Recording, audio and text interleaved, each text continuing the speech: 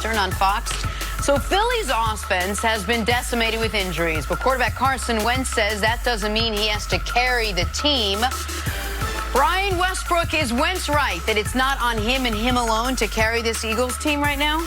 Well, no, he's wrong. I think that it is up to him to carry this team. And I think when you pay a quarterback $100+ million guaranteed money, that's what you expect. You expect him to be able to carry your football team. And that's without the injuries. That's with Deshaun Jackson and Nelson Aguilar and Alshon Jeffrey. You still want Wentz to be able to carry the football team. And so now without those guys, he definitely has to be able to carry them. I think you're certainly going to need some help from that defensive side of the ball. But Carson Wentz's job is to carry this football team. He's not the point guard. He's a scoring guy. He's a guy that needs to get 25, 30 points a game. He has to be that guy, especially if this team wants to try to make it into the playoffs and then go further into the playoffs. Well, B-Dub, I think Colin Cowherd puts it brilliantly when he says there are tractors and there are trailers. And when you're paying a guy $34 million a year, he has to be a tractor. That being, he has to pull everybody along with him. And all the injuries that the Eagles have, especially on the offensive side of the ball, Carson Wentz is going to have to elevate his play in order to make things easier for those guys. Because when you don't have Deshaun Jackson in the lineup and you don't have Alshon Jeffrey in the lineup,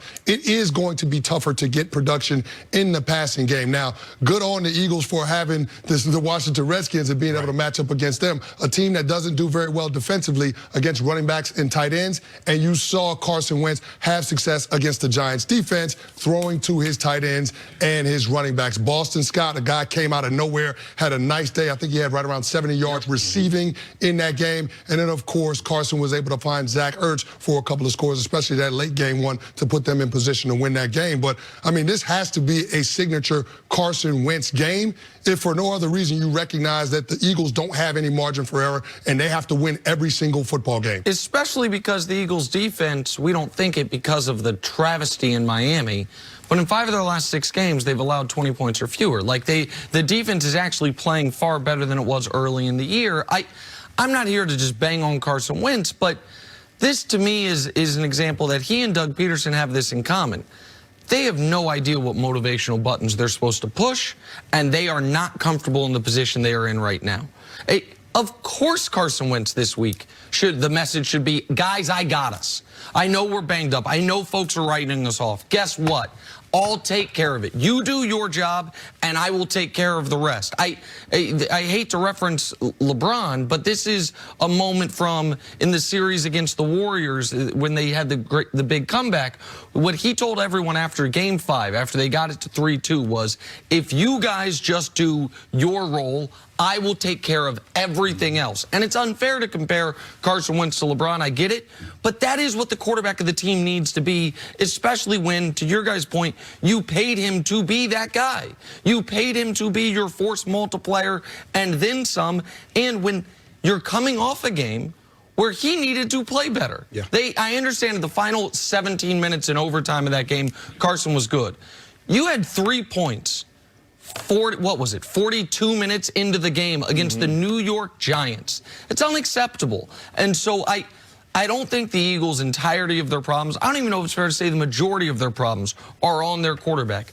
I do think for a guy who's had issues, questions in the locker room, he doesn't yet know how to be that, quote, leader of men that guys such as Russell Wilson seem to come so naturally to. Dak Prescott seems to actually be quite good at that as well.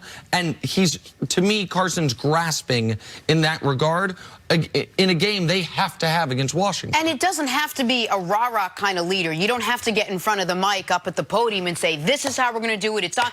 Lamar leads, and he's not that vociferous kind of like leader, but he's got everyone in that locker room believing in him, and maybe part of that is because of what he's doing every day on Sunday. But if Carson Wentz is not doing that every Sunday, then he's got to be some semblance of a leader. He's got to show those guys that he's going to take this all on him and go out there and try to win games. One way to lead your team is, and you're exactly right, is exactly what Lamar is doing. Go out there on the field and dominate. Go out there and be the best player on the field every time you have the football. And Carson Wentz has to understand how to do that for 4 quarters of a game. The Eagles team has been good coming back from behind. They've been good in the second half of games, but they have to be good for 4 quarters to be able to win with the lack of production they're getting from the wide receivers. When you look at the last 4 games, Carson Wentz has over 170 pass attempts.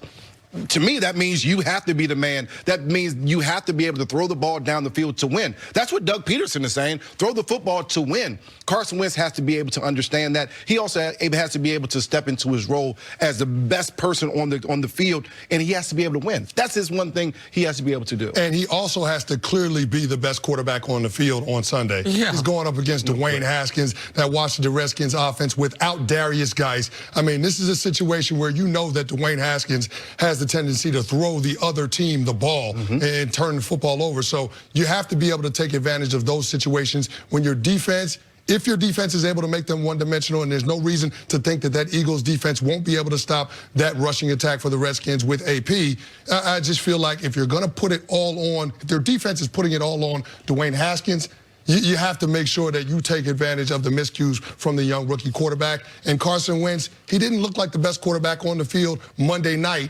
against that matchup with the Giants when they had Eli Manning as their starting quarterback. So it's a situation where I think Carson Wentz clearly has to be the best offensive player on the field, period. 1,000%. And even if it's false bravado, do that. Yeah. Even if deep down you are questioning yourself, you lie to everybody else. And because you are going a quarterback mismatch this much, I understand sometimes we make it too much about the quarterbacks. When it's Dwayne Haskins, well, I understand he's a rookie, but even by rookie standards, he's struggling. Yes. He has been really, really bad. You've got the worst starting quarterback in football right now against the